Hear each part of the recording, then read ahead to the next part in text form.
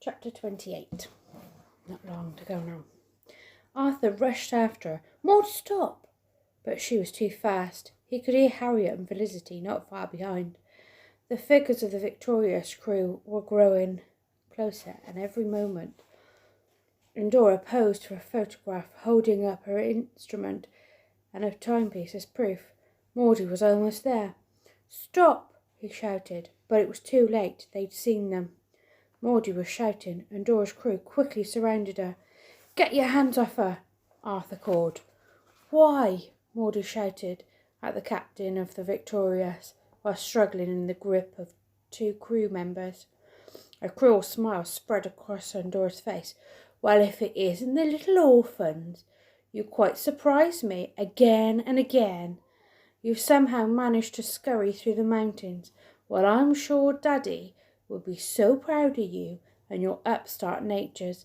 And here comes Miss Culpepper. You're a credit to your family name, but I'm afraid you still haven't beaten the Vanes.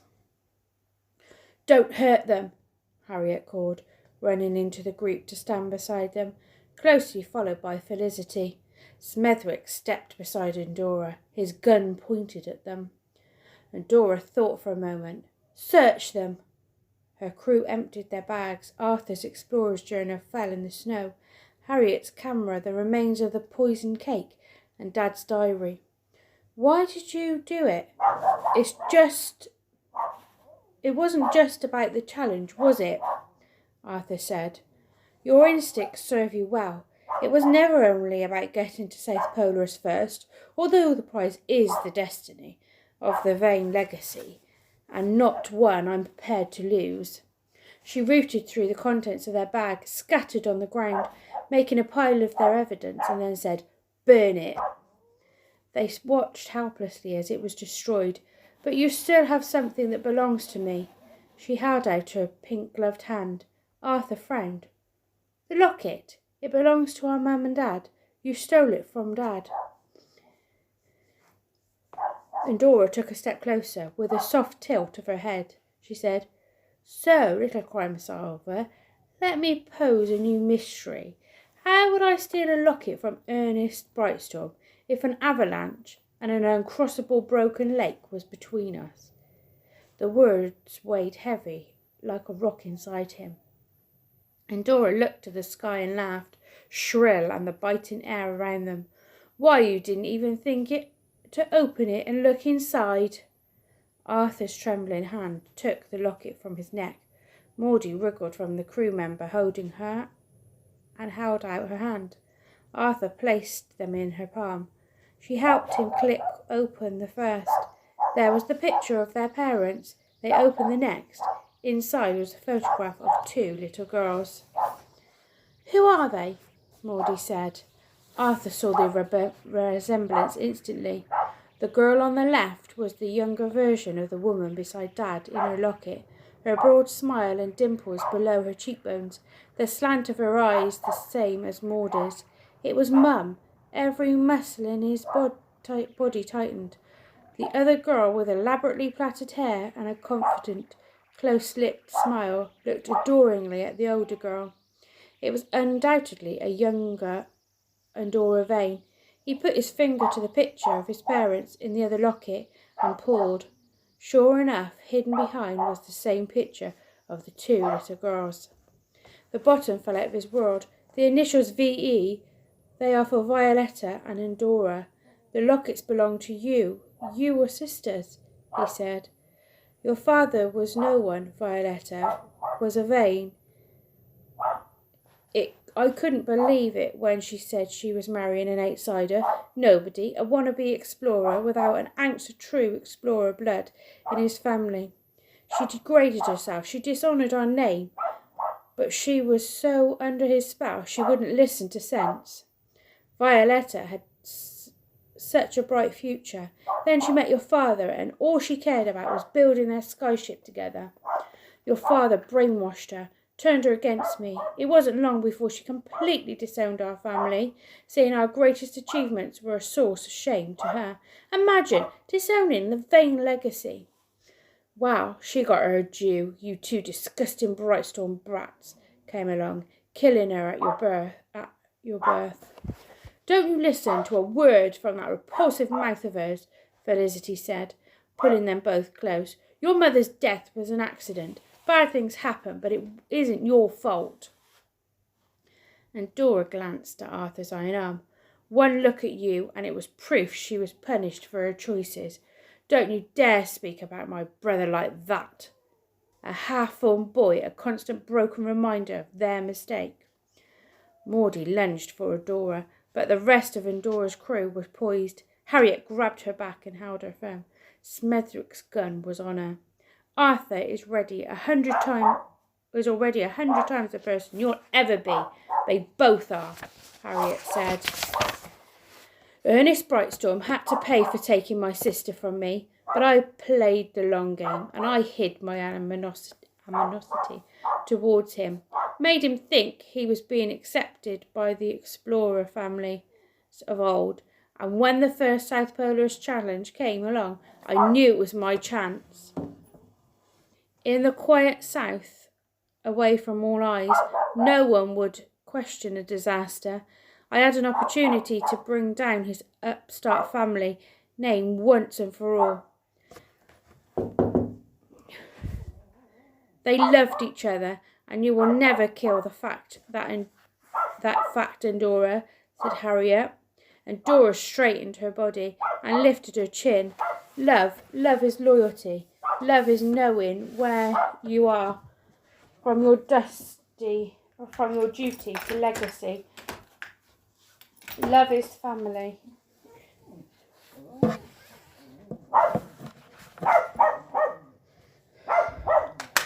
Love is family name. The Brightstorm twins have a broken family name, which meant nothing before and means even less now. You're wrong. Love isn't about bloodlines. Love is what you decide to do, the choices you make, said Arthur. Felicity waved her lucky spoon at Andorra. You're wrong about family. You might have taken their father from them, but he's living on right inside them, stronger than ever, and fighting back against the terrible injustice put on them. They have family. They have me and Harry and every other member of our crew waiting back in the forest. Family isn't always what you're born into. It's what you do for each other and the experiences you go through together that make a family. How very touching, Andorra said in a bored tone. But I'm afraid I have to get going now. Your dearest appearance will be just as easy. I shall enjoy making up the story. I must admit, it gives me quite the thrill seeing all the gullible faces, although it seems such a waste of true explorer blood with you, Harriet. However, you are clearly more ambitious than your years, and Lontown will shake their heads at your naive attempt on South Polaris with an untested higgledy-piggledy ship, and marvel at the vain crew's attempts to save you on our return journey. Such a shame we were too late. You're deranged, Arthur said. Who first? I'd leave you to freeze, but I think a little insurance is needed. The rest of your crew will perish. That is, after we stop to retrieve some of your water technology, Miss Culpepper. You should consider yourself lucky. It'll be over before you know it, whereas your crew will suffer long, painful, cold deaths. Smethwick pulled back the trigger. Oldest to youngest, he said, then pointed the gun at Felicity. She swallowed hard. I'm not afraid of you, and I'm not afraid of dying, but you don't need to harm these two. They're your niece and nephew. Like it or not, they're your blood too. Arthur had to think quickly. Time hung just as the sun poised in the sky at the same point in the Polaris. The light flickering, crisp and bright. That's when he knew what he had to do, but he needed Maudie's help. But how could he let her know? Wait, he said, and Dora narrowed her gaze. She raised her hand a little, enough to pause Smethwick. I need you to answer one thing for me first. Go on. Maudie and I need to know something before you shoot us. Only you can tell us. Arthur knew he'd got her attention and had brought the valuable time he needed. I'll indulge you. What do you need to know? He glanced at Maudie. What do moths do? Maudie looked puzzled. and Dora's brow creased. She let out an ugly laugh. What a silly question! The bright sun blinked off his iron arm. Tell us, what do moths do? He repeated. Smethwick stood in front of them, gun wavering, a confused expression. Some other members of the crew laughed. Arthur saw a smile edging in the corner of Maudie's mouth, and he knew she realised. They seek the light, she said swiftly. She grasped his iron hand and raised it. The glare of the sun was fierce and bounced off his iron arm, reflecting a stream of light from the flat metal panel, with the moth back towards Smethwick. Quick as a blink, Maudie adjusted the angle so that sunlight flashed straight at Smethwick's eyes. Shoot! And Dora shouted. The gun fired. Arthur's body jolted back as it hit, and he fell backwards. He looked down. There was a scorch mark where the bullet had ricocheted off his iron arm, missing him by a whisker. A member of the crew cried out as Maudie kicked them away. Then more shouts and scuffles as another of the Vane crew wrestled with Felicity. Harriet tussled with Smethwick and knocked the gun out of his hand. It landed in the snow a distance away, and Dora was nearest, and she ran towards it. Quick, behind that snow ridge. It's our only chance, Harriet shouted. Grab whatever you can. Felicity and Maudie pulled Arthur up, and the four ran for their lives. Shots fired behind them, but Dora wasn't as sharp with a gun as her tongue, and missed. They ran up the sides of the bank, adrenaline the only thing making it possible, and rolled over the top and behind the snow ridge before collapsing, panting for breath. They heard Dora calling her crew back to the ship. She'll take off and shoot us from above, Harriet cried. What do? We've got nothing, said Felicity. Artie, you all right? We need you to think of something. But Arthur couldn't hear properly. His brains buzzed and his thoughts jumbled. He's in shock, said Felicity. We need a plan and quick. Harriet looked around and pointed to the other ridge. Come on.